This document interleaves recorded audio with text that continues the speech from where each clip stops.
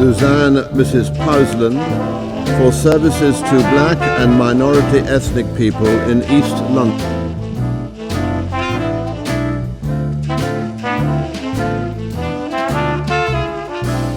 Sometime in life you feel so upset.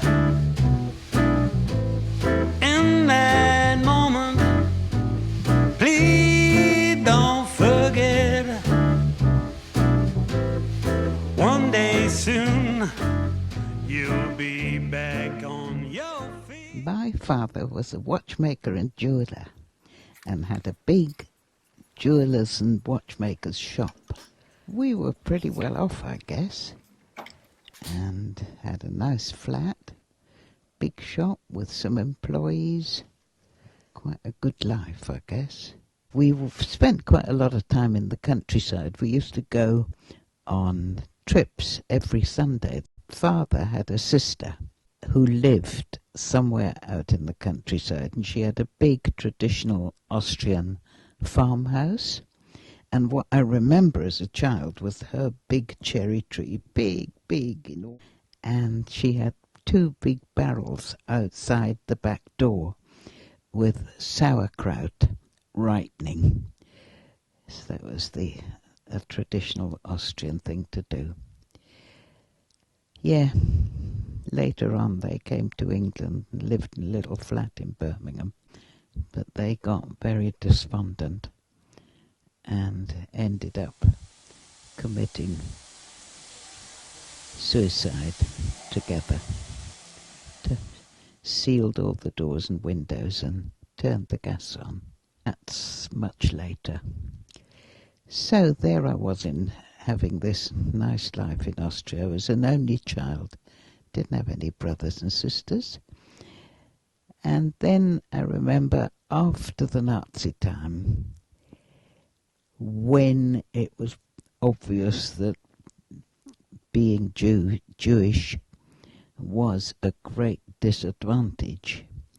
And I remember having to wear a yellow star sewn on my coat sleeve that I had to wear whenever I went out. And I had to stop. My ordinary state school couldn't take Jewish children anymore. So I had to leave that. And I remember looking out of the window of our flat. We were on 2nd, 3rd floor up, and seeing the soldiers, the Nazi soldiers, you know how they used to goose step? And they were goose stepping past. Great masses of them. And I had a strong sense as a little girl of justice and fairness. And I thought all this is all quite wrong at the age of 8.5, I suppose I was. And I thought what I'll do is I'll put a notice in the newspaper and I'll tell all the Jews to get together and we'll all go together, all the Jews, and we'll tell the Nazis that what they're doing isn't fair and it isn't right and to stop it. But somebody or other dissuaded me from doing this. So eventually, even my father, who I think kept thinking all the while it'll all blow over, this can't possibly be happening, even he got the message in the end, I think, and decided to emigrate. But of course, all the European countries and America had shut their doors to Jewish people and wouldn't let anybody in unless they had a real good sponsorship of somebody from that country who could show that they'd be able to put them up, find them somewhere to live, and provide basic essential food for them, so that the host country wouldn't have any responsibilities. Now, my mother was a theosophist, so she got in touch with the theosophists in England to see if there was anybody who would sponsor our family. And there was. So by this time it was getting a bit late. Most of our relatives had already left. My father, I suppose it was hard for him.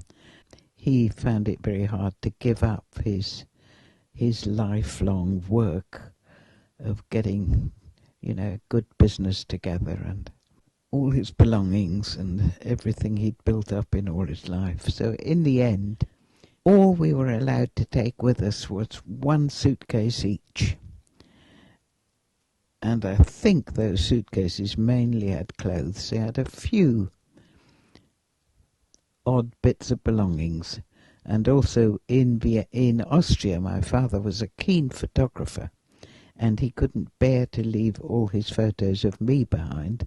So he took a large collection, must have used up quite a bit of space in that precious suitcase, a large collection of photos of me as a little girl.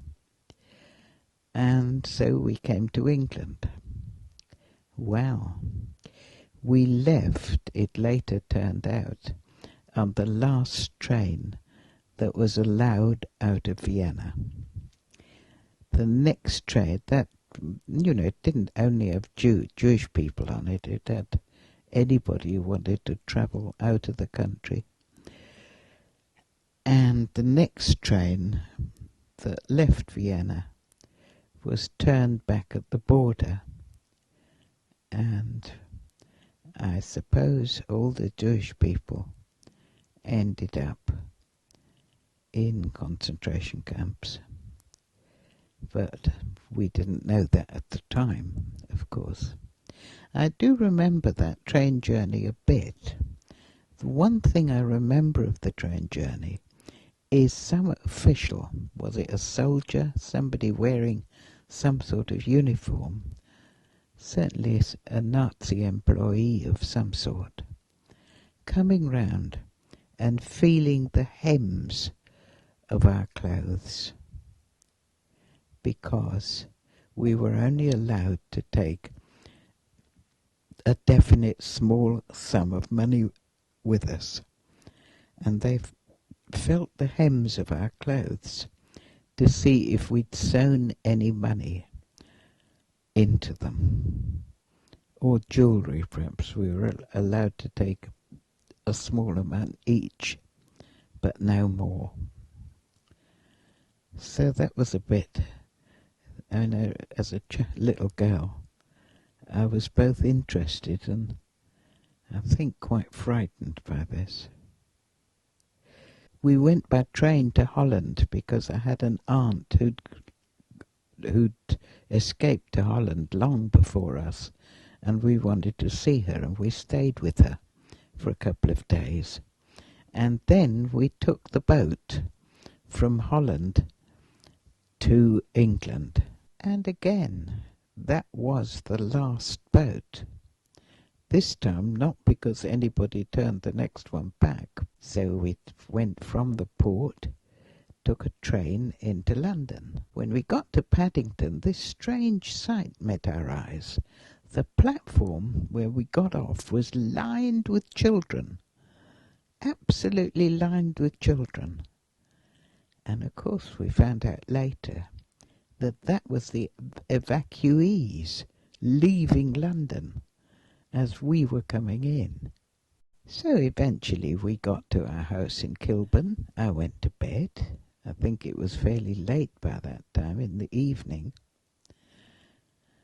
And what I do remember is next morning when I woke up, I came downstairs and there were all the adults, and the people whose house it was still there. Later on they left and my family stayed in the house on our own. There were all the adults gathered round the radio. No televisions in those days.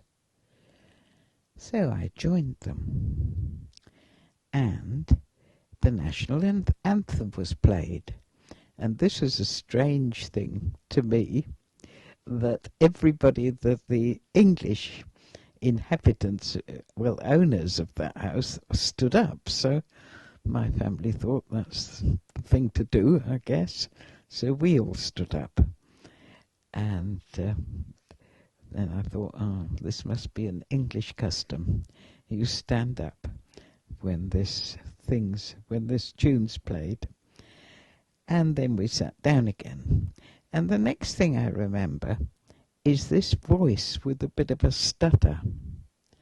Turned out later it was the king, wasn't it? Who's the king with a bit of a stutter telling us war has been declared on Germany. And of course that's why no more boats left from Holland. No more boats left going anywhere from anywhere unless they were war boats or essential cargo. And there we were in England, and in an England at war.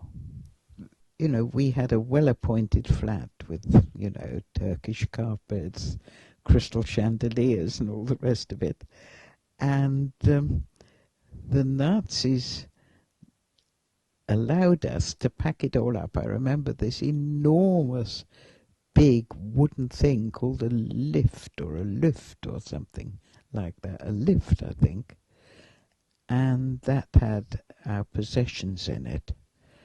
And we were told it would be sent on to England. I don't think they were ever intending to send it on to England. But in any case, then the war started and they wouldn't have been able to. So we just had our suitcases.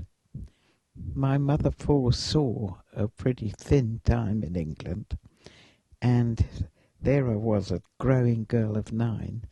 She had a dressmaker make me a load of clothes, Austrian style of course, Dirndl kind of little girl's clothes, with all the hems, with deep hems and all the seams all big seams that could be let out.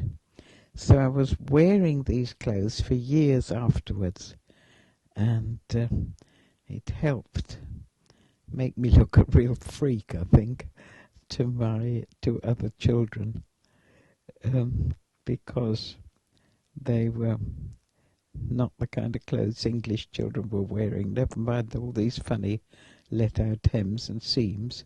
But anyway, it was a sensible idea, I guess. Well, we never had a place of our own to live in anymore.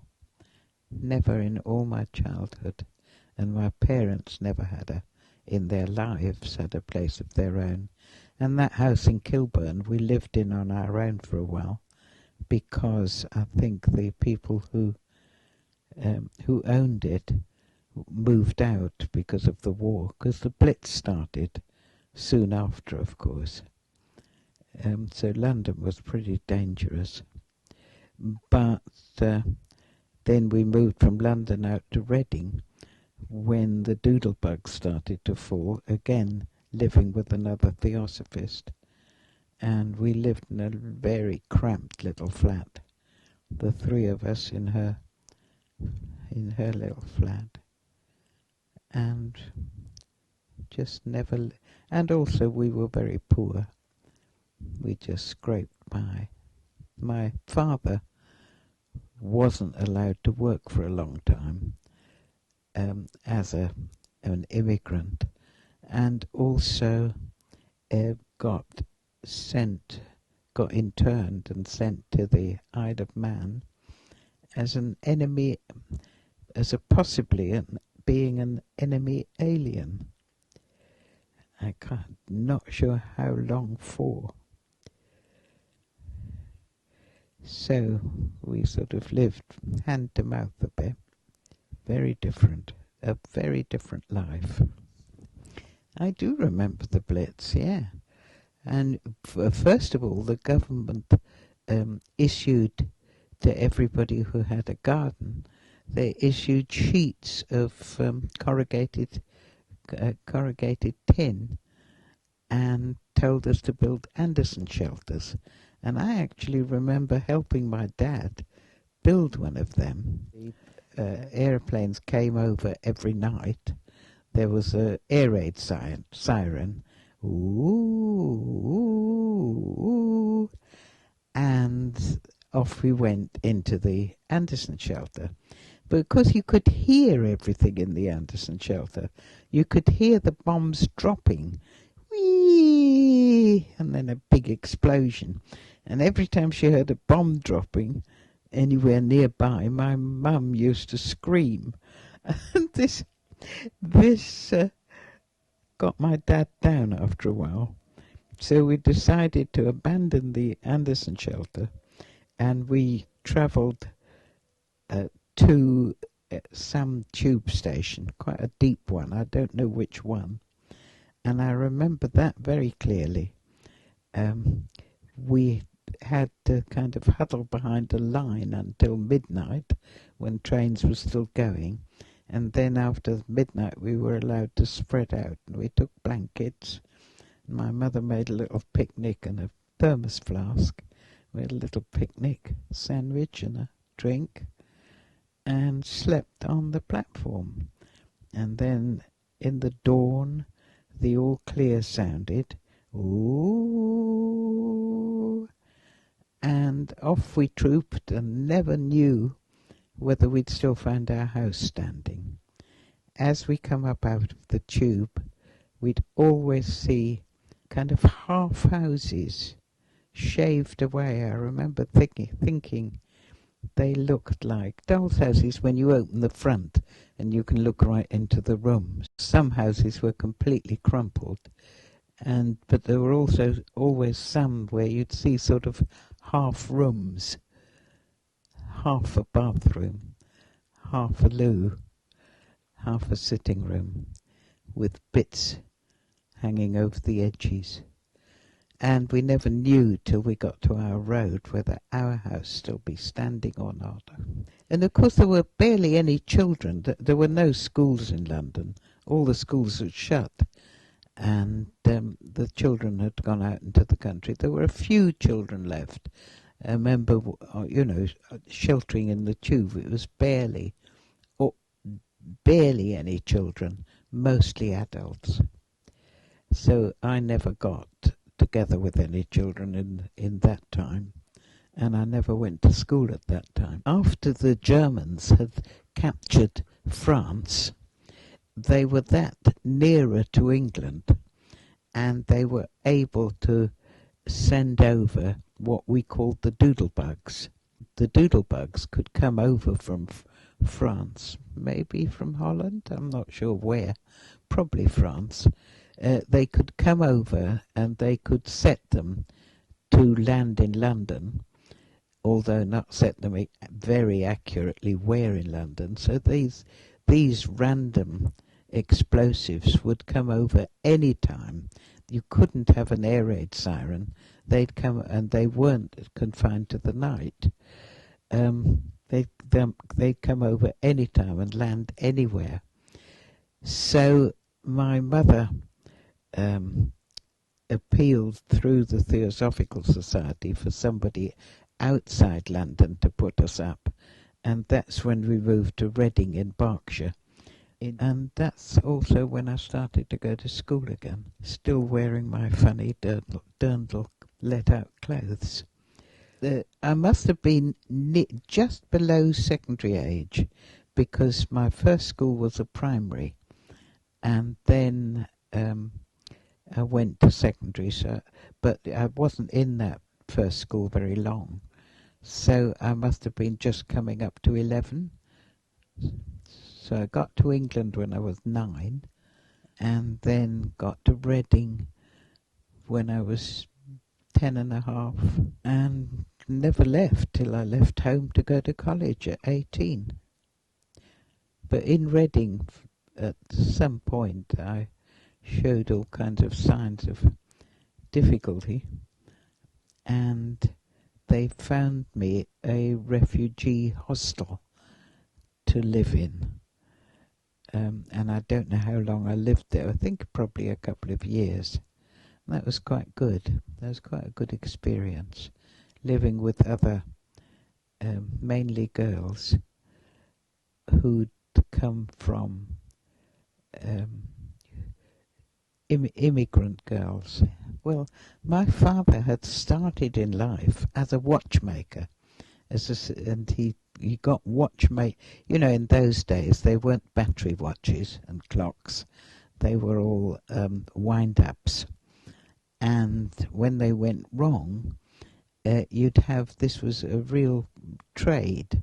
You could people learnt how it all worked, how all these little tiny weeny little cogs all fitted together to make a watch tick.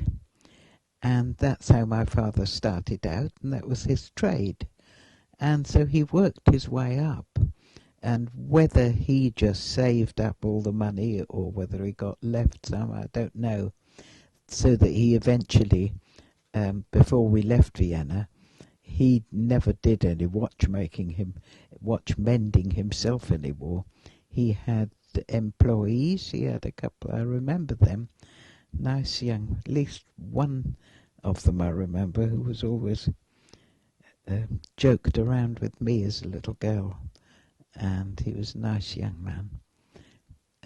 My father apparently was a very good, kind employer, but he didn't do watchmaking himself anymore. But when we came to England, when he was finally allowed to work, he got a job in a little shop, much smaller and less well appointed than our old shop in Vienna, but that did watch. He got a job as a watchmaker and went back to his old trade.